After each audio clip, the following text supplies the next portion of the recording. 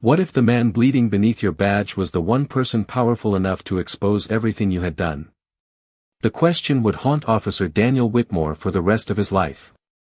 But on that rain-soaked night outside Fort Grayson, he believed he was untouchable. Red and blue lights flashed across the empty highway, painting the wet asphalt in violent colors. Rain struck the roof of the patrol car with a steady metallic rhythm. Beyond the guardrail, pine trees bent beneath the wind, their dark branches trembling like silent witnesses. In the center of the road stood Marcus Reed. A black man. 34 years old. A lieutenant in the United States Army. But Whitmore saw none of that. He saw dark skin behind the wheel of an expensive black SUV. He saw broad shoulders beneath a gray military sweatshirt. He saw a man who remained calm when Whitmore wanted him afraid. And to a man like Daniel Whitmore, calmness looked like defiance. "Keep your hands where I can see them," Whitmore shouted. Marcus stood beside his vehicle with both palms raised. Rain streamed down his face and gathered along the sharp line of his jaw. His breathing was controlled, not because he felt no fear, but because discipline had been carved into him through years of service. "Officer, my identification is on the dashboard," Marcus said. "My military credentials are beside it." Whitmore's hand hovered near his holster. "I didn't ask what you do for a living." A few yards away, a damaged sedan rested against the guardrail. Its driver, an elderly man, was slumped behind the wheel after losing control in the storm. Marcus had stopped to help him only moments before the patrol car arrived. That was why the medical bag lay on the passenger side floor. That was why Marcus kept glancing toward the other vehicle. And that was why every second mattered. "The driver needs medical attention," Marcus said carefully. "I am trained in emergency response. My kid is inside the car." Whitmore narrowed his eyes. "You expect me to believe you just happened to be here?" Marcus looked at him in disbelief. "I called emergency services myself." "Stop talking." The rain grew harder. Cars passed slowly in the opposite lane, their headlights sweeping across the scene before disappearing into the darkness. Some drivers looked. None stopped. Imagine standing there with your hands raised while a stranger wearing authority decides that your explanation is a lie. Imagine knowing another human being may need your help, yet understanding that one wrong movement could cost you everything. Marcus swallowed his anger. "May I reach for the medical bag?" Whitmore gave no clear answer. Only a stare. Marcus waited. 1 second. 2. Then a weak sound came from the damaged sedan. Marcus turned his head toward it. That tiny movement changed everything. Whitmore stepped back and drew his weapon. "Don't move." Marcus froze. "I am not armed." "Get away from the vehicle. The man inside may be dying." Marcus lowered one hand slowly, pointing toward the passenger door. Whitmore saw the movement. Or perhaps he saw what he had already decided to see. The sound tore through the rain. Sharp. Sudden. Final. Marcus collapsed against the side of his SUV before falling to one knee. His hand pressed against his shoulder as shock crossed his face. For a moment, even Whitmore appeared stunned by what he had done. Then fear entered the officer's eyes. Not fear for Marcus. Fear for himself. Whitmore rushed forward, kicked the medical bag away, and grabbed his radio. "Shots fired," he said, breathing hard. "Suspect reached for a weapon. I was forced to respond." Marcus stared up at him through the rain. There had been no weapon. Only a medical kit. Only a wounded driver. Only a decorated army lieutenant trying to save a stranger. Whitmore believed the darkness would protect his story. He believed his uniform would make his words more valuable than Marcus's life. What he did not know was that the SUV's military security system had recorded every command, every insult, and every second before the shot. Daniel Whitmore thought he had just created a suspect. In reality, he had created the evidence that would destroy him. 6 hours earlier, Fort Grayson had been wrapped in the pale gold of late afternoon, its training fields shining beneath a cold November sun. The air smelled of wet earth, engine oil, and pine, while distant commands rolled across the base in sharp, measured bursts. Lieutenant Marcus Reed walked from the medical training center with a canvas bag over one shoulder and exhaustion hidden behind a steady expression. For 12 hours, he had led soldiers through emergency rescue drills designed to prepare them for the worst moments of their lives. Collapsed lungs, shattered bones, blood loss, panic. Marcus had taught them that fear was not failure. Fear was information. What mattered was what a person did next. Near the parking lot, a young private named Caleb Turner hurried after him. "Sir," Caleb called, "you forgot this." He held out a small velvet case. Inside rested a bronze commendation medal, its surface catching the fading light. Marcus stared at it longer than he meant to. The medal had belonged to Caleb's older brother, Specialist Aaron Turner, whom Marcus had pulled from a burning transport vehicle during a deployment overseas. Aaron had survived long enough to return home, hold his mother's hand, and say goodbye. Before he died, he asked that the medal remain with the man who had refused to leave him behind. Marcus closed the case gently. "I didn't forget it," he said. "I carry it when I need to remember why the uniform matters." Caleb lowered his eyes. "Not because it gives us power," Marcus continued, "but because it asks us to protect people who cannot protect themselves." That was Marcus. Not loud. Not careless. He carried authority the way some men carried grief, quietly, without display, and with a weight few could understand. At 34, he had already earned 2 commendations, trained hundreds of soldiers, and returned from places whose names still woke him before dawn. Yet the thing he valued most was not rank. It was restraint. The ability to hold strength in reserve until someone truly needed it. By dusk, Marcus placed the medal in the glove compartment of his black SUV and called his mother to say he would be late for dinner. Rain had begun tapping against the windshield as he left the base. He drove alone, unaware that 30 miles ahead, an elderly man would lose control on a flooded curve. Unaware that he would stop without hesitation.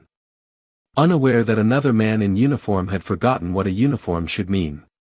The rain had thickened by the time Marcus reached Highway 17, turning the road into a ribbon of black glass beneath his headlights. Traffic was light. The storm had driven most people indoors, leaving only the restless wind, the hiss of tires, and the low voice of a late-night radio host filling the SUV. Then Marcus saw the sedan.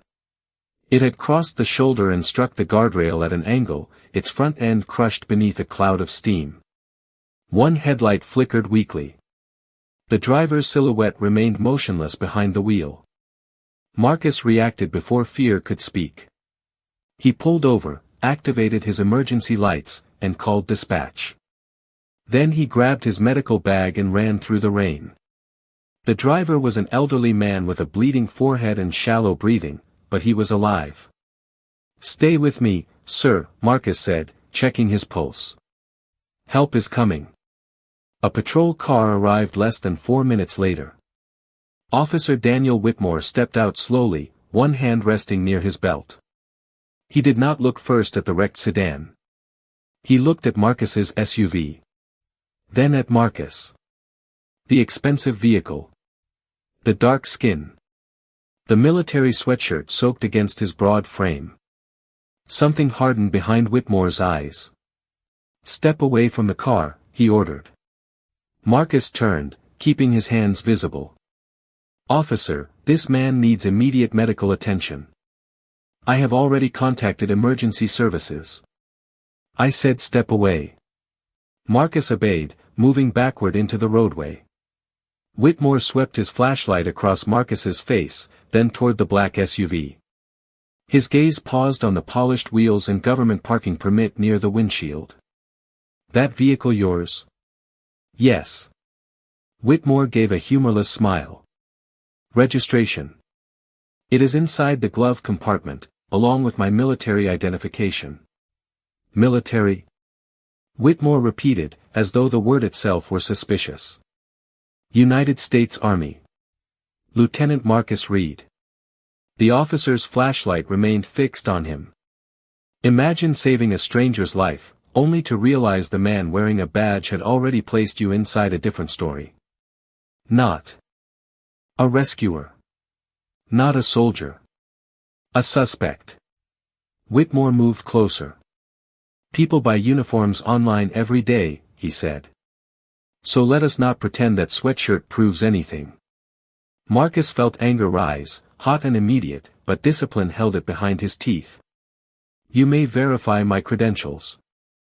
I decide what gets verified. Behind them, the injured driver released a weak groan. Marcus glanced toward the sedan. Whitmore saw the movement and reached for his holster. Eyes on me.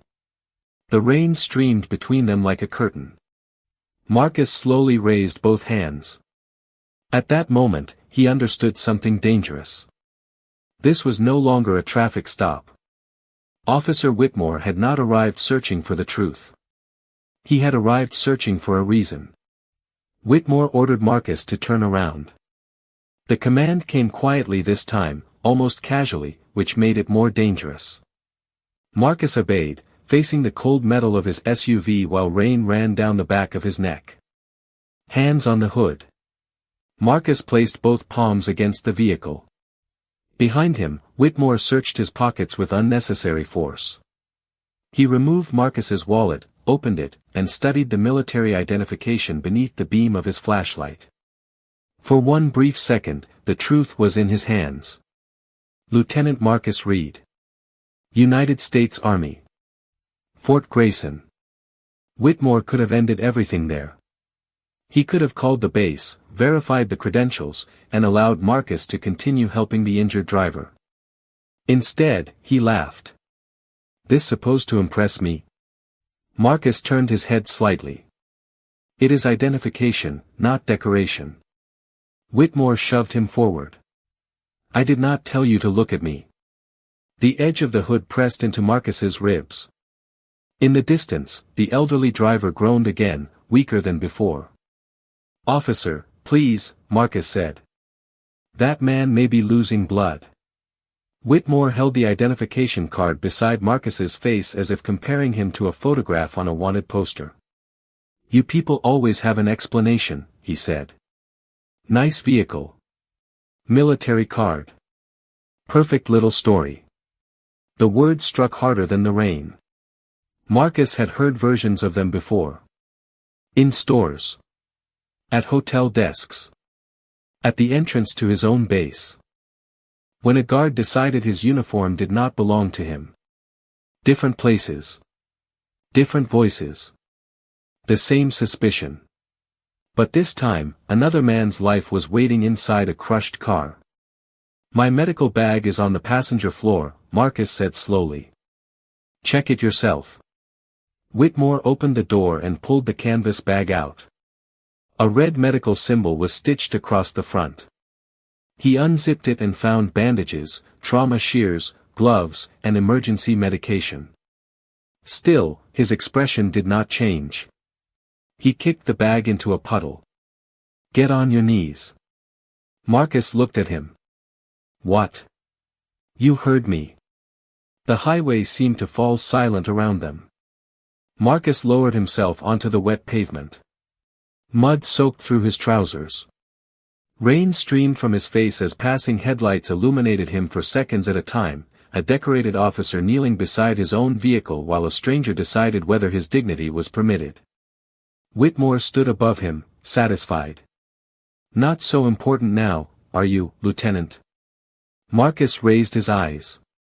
No, he said calmly. But your next decision will be.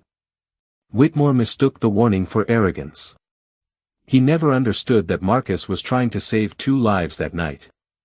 The driver's. And his. The injured man made a sound that Marcus would remember for years. It was not a scream. It was softer than that, a broken breath slipping through shattered glass, weak enough to disappear beneath the rain. Marcus turned his head toward the sedan. Whitmore immediately raised his weapon. "I told you not to move." "He cannot wait for an ambulance," Marcus said, still kneeling. "His breathing is failing." "That is not your concern." Marcus stared at him in disbelief. "Keeping him alive is everyone's concern." For a moment, neither man moved. Rainwater gathered around Marcus's knees, carrying mud across the polished leather of his boots. His medical bag lay several feet away, half submerged in a puddle where Whitmore had kicked it. Inside were the tools that could save a life. Between Marcus and that bag stood a man who needed to feel powerful. Another groan came from the wrecked car. Marcus made his decision. "I am going to reach for the medical kit," he said. "Clearly. My hands will remain visible." Whitmore's jaw tightened. "Stay where you are." "Officer, listen to me." "I said stay down." Marcus rose slowly, palms open, every movement deliberate. He did not rush. He did not reach toward his waist. He simply took one careful step toward the bag. Whitmore stepped backward. Fear flashed across his face, but it was not the fear of a man facing danger. It was the fear of a man losing control of the story he had created. "Stop." Marcus froze. The driver's breathing became a wet, desperate rattle. Marcus looked toward him. Then he moved. The gunshot split the night. Marcus staggered against the SUV, one hand gripping his shoulder as his body struck the door. The world narrowed to rain, pain, and the sound of his mother's voice from their earlier phone call. "Come home safely." He sank to one knee. Whitmore stared at him, shocked by the consequence of his own choice. For half a second, his weapon trembled. Then instinct took over. Not the instinct to help. The instinct to survive. Whitmore grabbed his radio. "Officer involved shooting," he said breathlessly. Suspect ignored commands and reached for a weapon. Marcus lifted his eyes. There was no weapon. Whitmore looked toward the medical bag. He crossed the road, dragged it closer to Marcus, and began searching through its compartments with frantic hands. Bandages spilled onto the pavement. Trauma shears struck the ground. A silver rescue tool landed beside Marcus's knee. Whitmore stared at it. Then at Marcus. His lie had found its shape. But inside the SUV, almost invisible beneath the flashing patrol lights, a small camera continued recording. It had seen the open hands. It had heard the warning. And unlike Whitmore, it had no reason to lie. The first ambulance arrived 7 minutes after the shot. By then, Whitmore had already begun rebuilding the night. He moved the medical bag closer to Marcus's body. He photographed the silver rescue tool from an angle that made it appear threatening. Then he turned off his body camera and stood beneath the open trunk of his patrol car, believing the rain would hide what panic had written across his face. Marcus remained conscious. As paramedics cut through his soaked sweatshirt. Pain burned through his shoulder with every breath, but his eyes stayed fixed on Whitmore. The officer was no longer watching a wounded man. He was watching a problem. "Patient has significant blood loss," a paramedic called. "We need to move now." Whitmore stepped closer. He reached for a metal object after repeated commands. Marcus tried to speak, but an oxygen mask covered his mouth. The lie entered the official record before the ambulance doors even closed. At the station, Whitmore typed his report with careful precision. He described Marcus as aggressive, uncooperative, possibly intoxicated. He wrote that the darkness had prevented him from identifying the object in Marcus's hand. Every sentence placed more distance between his decision and the truth. Then he removed the memory card from his body camera. He believed that was the final witness. He was wrong. Marcus's SUV had been equipped with a military-approved security system after classified equipment was stolen from vehicles near Fort Grayson. The system automatically recorded movement, sound, and surrounding activity whenever emergency lights were detected. It had captured everything. Whitmore mocking the military identification. Marcus explaining the medical emergency. The order to kneel. The warning before he reached for the bag. The gunshot. The false radio call. And the moment Whitmore dragged the medical kit across the pavement. But the vehicle was not the only witness. A college student parked across the highway had recorded part of the confrontation through her windshield. The emergency dispatcher had preserved Marcus's original call, made several minutes before Whitmore arrived. Even the injured driver's dashboard camera had captured the officer kicking the medical bag away. Truth had survived in layers. Silent. Patient. Waiting. At 2:13 in the morning, a military security alert reached Colonel Evelyn Brooks at Fort Grayson. She opened the automatic recording expecting evidence of a vehicle break-in. Instead, she watched one of her finest officers fall beneath flashing lights. Brooks did not shout. She did not hesitate. She made 3 calls. One to military investigators. One to the district attorney. And one to the federal task force that had already been examining Daniel Whitmore's name. By sunrise, the officer believed his report had protected him. He did not know the truth had arrived before it. By 8 that morning, Officer Daniel Whitmore was seated inside interview room 3, repeating the same story for the 4th time. The suspect had acted aggressively. The suspect had ignored commands.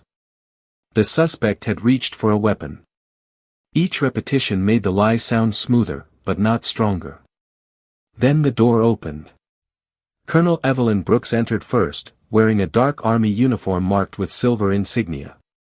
2 military investigators followed her, along with Assistant District Attorney Rachel Monroe and the commander of Whitmore's own precinct.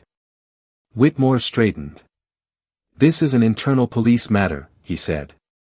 Brooks placed a tablet on the table. "No," she replied. "This became a military matter when you shot one of my officers." The room changed. Whitmore looked toward his commander, waiting for reassurance. None came. Brooks touched the screen. Marcus appeared beneath the patrol lights, hands raised as rain fell around him. His voice filled the room. "My military credentials are beside the registration." The recording continued. Whitmore's insults. The order to kneel. Marcus explaining that the injured driver needed help. Then the gunshot. No weapon appeared. No sudden attack. Only a lieutenant moving toward a medical bag after clearly announcing his intention. Whitmore's face lost its color. "The angle is misleading," he whispered. Monroe placed a second file beside the tablet. "Then perhaps the witness video, emergency call, and dashboard recording will provide better angles." Brooks did not raise her voice. She did not need to. "Lieutenant Marcus Reed has served 12 years in the United States Army," she said. "He has received 2 commendations for courage under fire and trained hundreds of soldiers in emergency medicine." Whitmore stared at the table. But Brooks was not finished. 3 months ago, Lieutenant Reed reported suspicious vehicle stops near Fort Grayson involving missing military equipment and falsified police records. Whitmore slowly looked up. "He was cooperating with a federal investigation," Monroe added. "An investigation in which your name had already appeared." Silence settled over the room. Suddenly, the traffic stop was no longer an isolated mistake. It was connected to buried complaints, altered reports, missing evidence, and people whose voices had been dismissed because Whitmore wore a badge. He had not merely shot a soldier. He had shot the man helping investigators expose him. The precinct commander reached across the table and removed Whitmore's badge. The metal touched the wood with a soft click. Such a small sound. Yet it carried the weight of an entire life beginning to collapse. Whitmore had believed authority meant controlling the story. That morning, he learned authority could be questioned. Evidence could speak. And Truth could enter a room wearing a uniform more honorable than his own. The trial began 5 months after the shooting. By then, Marcus Reed could raise his injured arm only halfway, but he entered the federal courtroom standing straight. His uniform was immaculate. The bronze medal rested above his heart, not as decoration, but as a reminder of the man he had once refused to abandon. Daniel Whitmore sat at the defense table without a badge. Without a uniform. Without the confidence that had once made him believe his version of events would become the truth simply because he spoke first. The prosecution did not begin with anger. It began with silence. Then the courtroom speakers came alive. Whitmore's voice echoed through the room. "You people always have an explanation." Several jurors lowered their eyes. The recording continued, Marcus identifying himself, describing the injured driver, asking permission to retrieve his medical bag, and announcing every movement before making it. Then came the shot. A sharp sound. A broken breath. And Whitmore's immediate lie over the radio. No one moved. Imagine watching your own cruelty return without excuses, without distance, without the protection of a polished report. Imagine hearing the moment your life changed and realizing it had been caused not by the man you wounded, but by the person you chose to become. The evidence did not stop there. Investigators presented 11 previous complaints against Whitmore. 3 involved black motorists accused of reaching for weapons that were never found. 2 reports contained altered timestamps. Another case had disappeared after evidence was improperly removed from storage. For years, Whitmore had survived because each victim stood alone. Now their stories stood together. His former colleagues testified. Supervisors admitted ignoring warning signs. The college student described recording from across the highway. The elderly driver, recovered but still walking with a cane, told the jury that Marcus had been trying to save him. When the verdict was read, Whitmore's wife was not in the courtroom. Neither were the officers who once laughed beside him. Guilty of evidence tampering. Guilty of filing a false report. Guilty of violating Marcus Reed's civil rights. His badge was already gone. His pension followed. Then his freedom. But the final price could not be measured in years. His name became attached to every lie he had written and every warning his department had ignored. Whitmore had believed one bullet would preserve his authority. Instead, it opened every locked door behind him. And when truth finally entered, it did not destroy his life. It revealed what he had already done to it. 11 months after the shooting, Marcus Reed returned to the highway where his life had nearly ended. The rain was gone. Morning sunlight rested across the guardrail, warming the pavement that had once carried his blood. Traffic moved steadily behind him, ordinary and impatient, unaware that this quiet stretch of road had exposed years of buried injustice. Marcus's shoulder still ached when the weather changed. Some nights, the gunshot returned in his dreams. Yet he had learned that healing was not the erasure of pain. It was the decision that pain would not become the author of everything that followed. The elderly driver Marcus had tried to save stood nearby with his family. Colonel Evelyn Brooks attended in uniform. Several of Whitmore's former victims gathered beside them, no longer separated by sealed reports and forgotten complaint numbers. A memorial plaque had been placed near the guardrail. It did not carry Marcus's name. At his request, it honored every person whose truth had been ignored because authority spoke louder. Weeks later, Marcus entered the courthouse one final time for Whitmore's sentencing. The former officer stood in chains, smaller than Marcus remembered. His shoulders had collapsed inward. The arrogance was gone, replaced by the exhausted stare of a man who had finally run out of people to blame. For a brief moment, their eyes met. Whitmore looked away first. Marcus stepped before the court. He could have spoken about anger. He could have demanded suffering in return for suffering. Instead, he placed the bronze medal on the wooden rail before him. "This belonged to a soldier I could not save," Marcus said. He taught me that a uniform means nothing unless the person wearing it understands sacrifice. The courtroom remained silent. You fired a bullet that nearly ended my life, Marcus continued, looking directly at Whitmore. But that bullet did not destroy yours. Your choices did. Every lie. Every warning you ignored. Every person you decided was less human because you believed your badge made you more powerful. Whitmore's eyes filled, but Marcus felt no victory in the sight. Justice was not celebration. It was accountability. It was truth given enough space to breathe. Outside the courthouse, Marcus's mother embraced him beneath a clear blue sky. He held her carefully with the arm that still carried the scar. Daniel Whitmore had worn a badge and mistaken fear for respect. Marcus Reed had carried discipline, dignity, and truth. In the end, only one uniform still held honor. Power may silence a voice for a moment. But when truth survives, justice eventually learns its name.